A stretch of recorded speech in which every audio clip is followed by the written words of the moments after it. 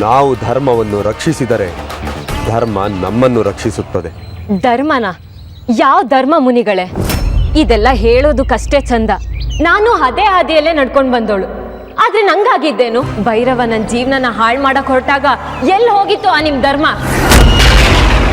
ಅಷ್ಟೆಲ್ಲ ರಾಕ್ಷಸರು ಆ ಪುಟ್ಟು ಕಂದನ್ ಮೇಲೆ ದಾಳಿ ಮಾಡ್ತಿದ್ದಾಗ ಆಗೇನ್ ಮಾಡ್ತಿತ್ತು ನಿಮ್ ಧರ್ಮ?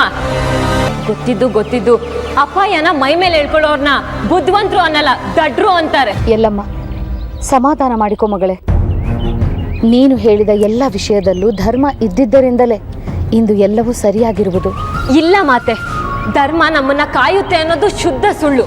ನಮ್ಮ ರಕ್ಷಣೆನ ನಾವೇ ಮಾಡ್ಕೋಬೇಕು. ದಯವಿಟ್ಟು ಈ ಸತ್ಯನ ಎಲ್ಲರೂ ಅರ್ಥ ಮಾಡ್ಕೊಳ್ಳಿ.